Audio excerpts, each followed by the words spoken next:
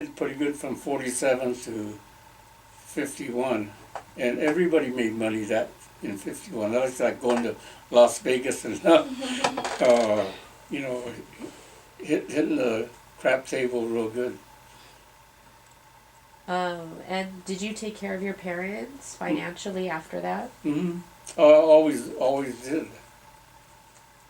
And after they came back from camp, they had to have still continue to report for their whereabouts, and then they had alien registration card that had to be turned into the post office every the month of January, I think it was.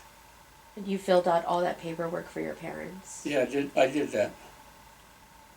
So, you know, on that form, where you're filling out alien risk, it asks uh, where did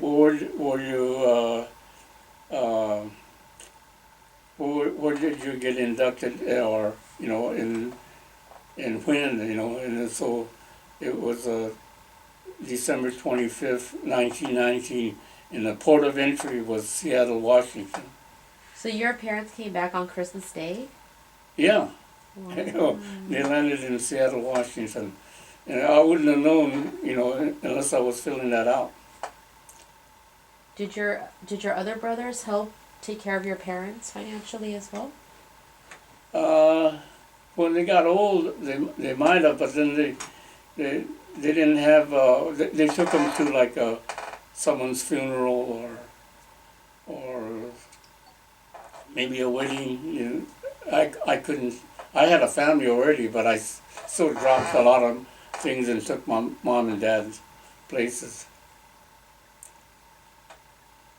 And you said your father passed away when he was 87. Is that right? My dad, Yeah. 82. He was 82 years old? He died in 1970. My mom died in 1975. Well, your mom was really young then. Yeah, she's like 72, was it? No, 75. She would have been 73. Wow. She had a stroke.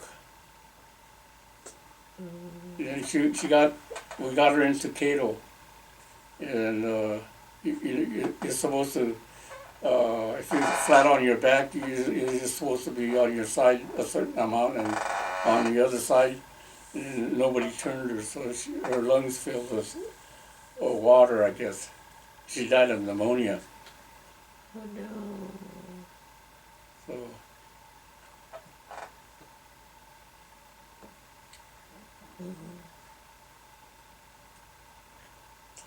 but when a person has a stroke, they go and they're sort of, I took my mom to the hospital in her community, and she's in the hospital, and like nothing's wrong with her. She was.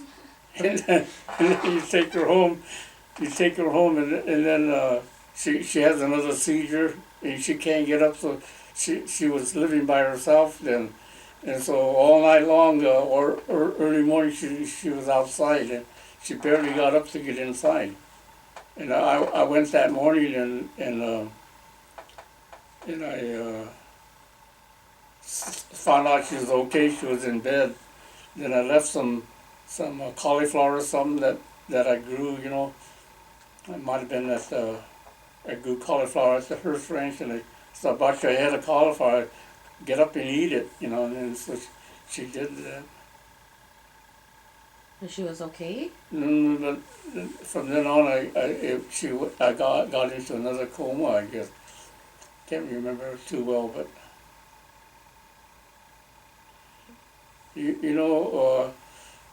that day she died, I was driving along up the 5 freeway to the 605. I was coming home from work from Orange County, and my urge was to keep continuing going on the 5 to LA to go visit my mom. You can see that pool, and I went, but she had passed away, and The first time I saw her was at Fukui, the mortuary. Were you very close to your mother? Pretty much. When you work side by side, she tells you stuff like, don't marry someone that's short and skinny because she won't have any strength and you're gonna have to be doing all the work yourself. You know, things like that. You know, and she tells stories that the East Asian, like my father's generation, a lot of them were single, and they came to America to work, and then the Alien Exclusion Act was being written, and so everybody went back to Japan to get married and bring their wives back. But my mom told me the story where it's a true story that my dad's friend went back to his where he went to high school, and he says that in America where he lives it's real hot, so he needs a athletic woman. Yeah, you know that can, you know, who would you recommend it, you know, and then they would say a name, you know, the principal would recommend a lady, or I mean a student, and then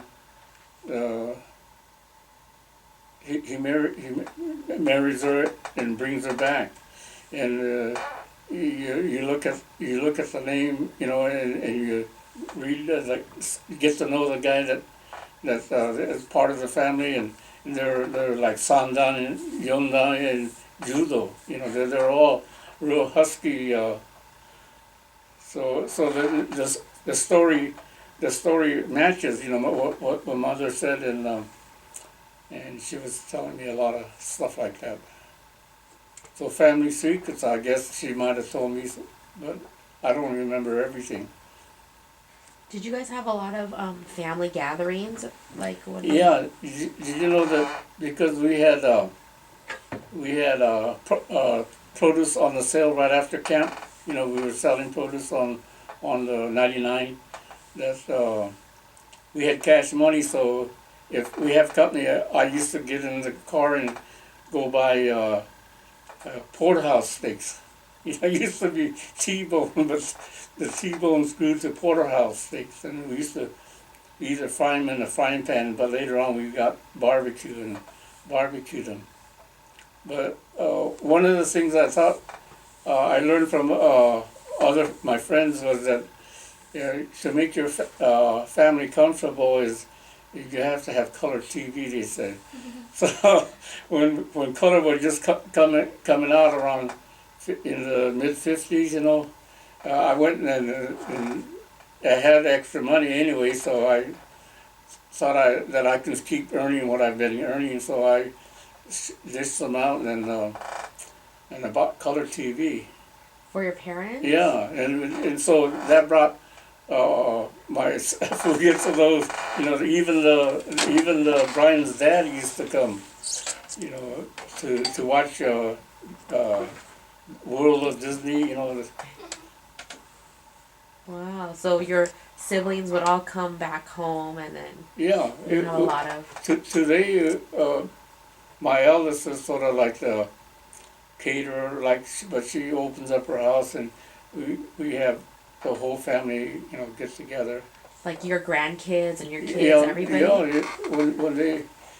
We just had my wife's 80th birthday, and then even my daughter from Hawaii came, and my son from Mountain View and his wife came. So everybody stuck together, and I got to pay. I got to pay for the dinner.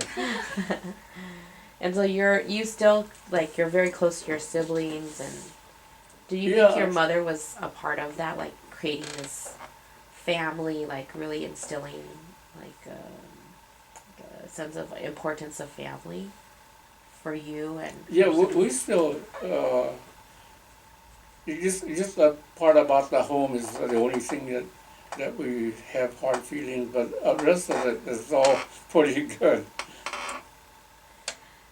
So that's about the. I made a mistake. I should have bought and put it in my name. See, I should have done it that way. I didn't do it right. I was trying to not be, sought after from IRS. But did you know another thing happened? I lost the house, okay, but I got a house that was on the Keon Ranch, that he built, and they used redwood most throughout, but then the redwood was mixed with white redwood. But I got the house for free. The Wow. Keon house. I had to move it to a piece of property that I had. I had to subdivide the property that I had and bring the house in and put it all together again. And this sort of been the replacement. I paid lots of money to get it done, but that's extra income. Coming. It's a rental for me. Is that also West Covina? Yeah, it's on the west side of town there, almost Baldwin Park. That's kind of nice. Does the Keon family like appreciate the fact that their family home is still taken care of by you? Yeah, the Fumi Keon was still alive, and I went and told her the situation that because I'm a member of the Hearst Ranch and this builder, McIntyre brothers, McIntyre and son, and Lewis Homes were partners, and they bought the property. They had to get rid of the house, and because it had some asbestos in it, they couldn't tear it down board by board, so they had to cover it and do something to dismantle it. So if you can move it in one piece, they say, and so I went to Riverside and I found a house mover. And all this happens, it's sort of easy for me because I moved the house before the war. When I was a kid, I saw the house come from Temple City and North Almonte. I was part of that regime where I was growing up, and I did that, so I had no problem. Wow, that's pretty cool. Experience is a good teacher. It is. I think that's it. Is there anything else you want to tell us about your life? No, not too, but I've been sort of I say more cautious. When I was younger, I might have been reckless, but as I matured, I heard about a family at the Gardeners Federation where he said that they started eating brown rice, and his life was extended because he switched to brown rice. And he says, no problem, you cook the brown rice and your kids will come home and, they were going to college and they come home from school and then says they'll scoop the brown rice out and eat it. But I started eating brown rice, which was hard to eat, but I still ate it, when I was in my 60s maybe. Oh, that was way before brown rice got popular. It was way back. Mm-hmm. And then my dad used to take Nutrilite, vitamin made in Nuevo, California. Nutrilite. And it was mostly alfalfa, and you see the green in alfalfa in the pills. So I thought sort of extended his life, and so I've been drinking. I heard of Chlorella from Yosh, Chlorella, the algae type of pill, but I take Circular 7. It's a Japanese vitamin pill, and I don't. Maybe I don't need it.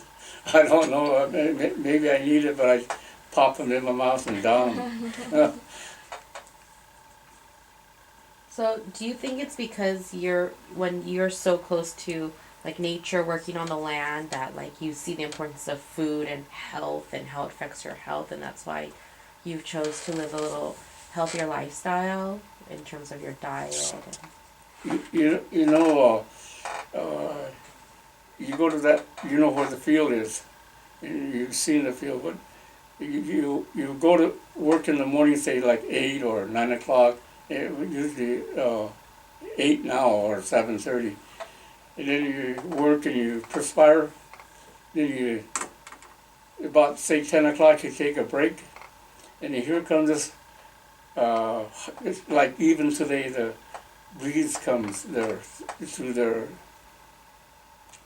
can't ask for anything better than a hot body being cooled by a breeze, you know, there's nature, there's a bird nests around, and even the bird that fell out of a nest, you know, and you try to help it. So I'm sort of back to nature, and uh, I don't have nothing to worry about. I think that's part of enjoying life, I think. You know, just because I have a field there and I can do some mechanic work, you know, or try different things. Is there anything you want to ask? Okay, well, thank you, Okay. Ted. Thank you.